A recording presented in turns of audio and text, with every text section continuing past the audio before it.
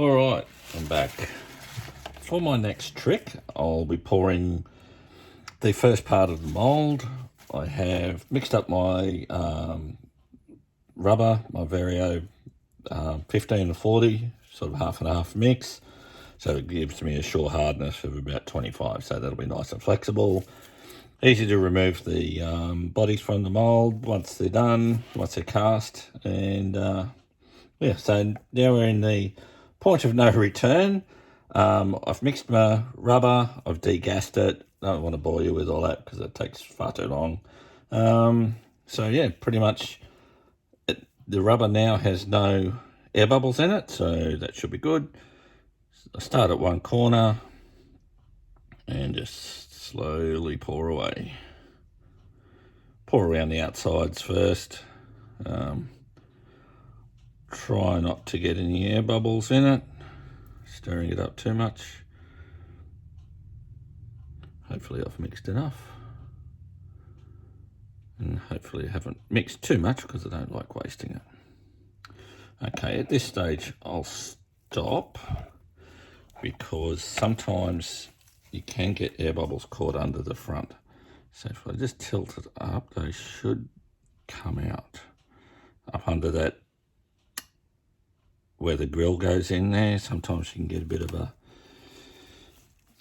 air trapped in there.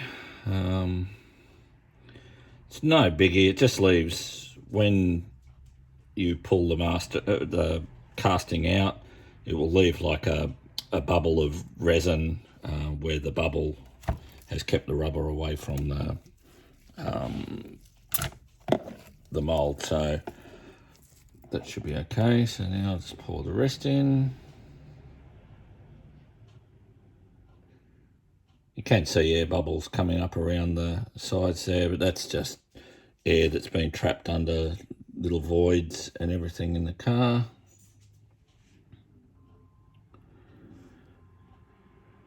Okay.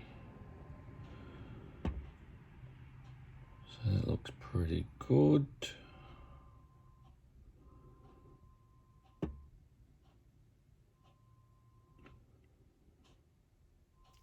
Oh, look at that. Perfect.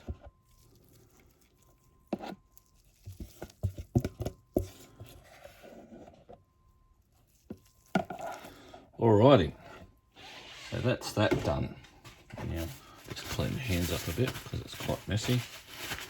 What I like to do is I like to watch it for quite a while. I get the knife and I just pop all those air bubbles. Don't have to, a lot of them will pop by themselves, but I just like to see where I'm up to, pop them, and just,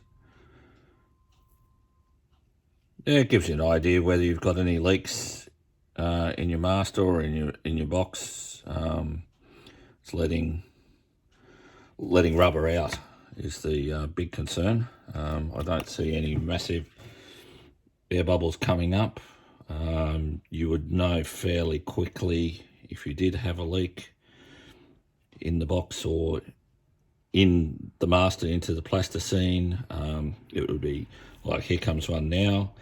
That's just a bit of rubber going in under that back windscreen. A couple I don't mind, you know, there comes another one, but yeah, you don't mind a couple coming up, but if it's continuous, then yeah, you know, you're in trouble. Have had it before, but not too often. So yeah, you've probably got a good hour once you've poured it to keep going, checking it.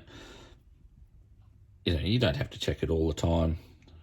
Once, you know, the initial 10-15 minutes, like I say, here comes another one. That's just rubber leaking in. I can see where it's coming from. It's the back windscreen. There's a little void between where I've glued it to the inside of the body, hot glued it, and the actual windscreen and around the body. There's a little void there. When this is cured and I turn it upside down, pull all the plasticine out of it, there will be just a little of excess rubber in there, which is no biggie. You can just trim that up and it is what it is. And that's it. That's the first part of the mould poured. I won't go through and do every single part that's involved in doing a car, but you must remember body's part of it. Then you've got your interior tub. You have to do a mould for that, so you have to go through the whole process with that. You've got your seats, you've got your dash, you've got your steering wheel, you've got the chassis, you've got the grille, taillights, bumpers, all that sort of stuff is all separate moulds. So it can take, by the time this is done, it'll probably be 1.5 kilos of rubber. And to do the rest of it, all of the other moulds, you're probably looking at least another 500, 600, 700 grams of rubber. So you're well over 2 kilos of rubber, silicone rubber, to make all your moulds just to get one body done. I've recently redone all my moulds for the Monaro parts. I was lucky the mould for the body held out as long as it did. This is the last part of it now, so all my moulds are good. Oh, there comes another bubble in the... That's just out of the back windscreen, so that's okay. I'm okay with that. It's when it's coming up around the sides and it's all leaking out the sides and around the bottom and you start panicking, but it's all good. Anyway, I'll leave it there. And the next video will be, I need to get more rubber, so it may be a day or two. We'll be turning it upside down, pulling that board off, pulling all the plasticine out, making sure that you don't have too many bits hanging off here and there, trimming up what you need to do. Sometimes you get some little bits of rubber around the windscreen, so you need to trim up. Do that. Then you need to, between the two parts of the moulds, you need to put a mould release. Barnes tell you to use petroleum jelly. Well, there's a food grade one that you can use. I use that mould release agent, give it a good coating. That seems to be working pretty well. Do that, pour the second part of the mould, then that'll be another 24 hours before I can pull that out, and then we'll start casting. We'll cast up a body, and I won't bore you with all the little bits and pieces. I might do. I'll see how we go. Just all the bits that are involved in pouring one body. I think I'm up to about 7 or 8 different bodies that I do, body styles. So good thing with the K's, G's and T's, I can use the same bumpers on all of them, except for the panel van. Obviously there's a small bumper bar for them.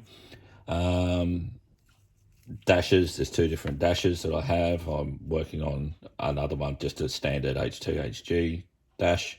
The one I've got at the moment is a GDS, and I'm sure most people don't mind that.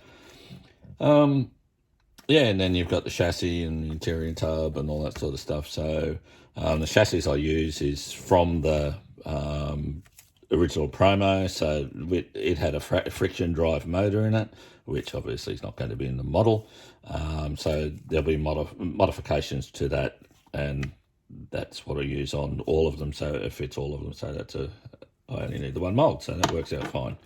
All right. Next one will be probably in a day or two, and we'll do the second part of the mould. All right. Thank you.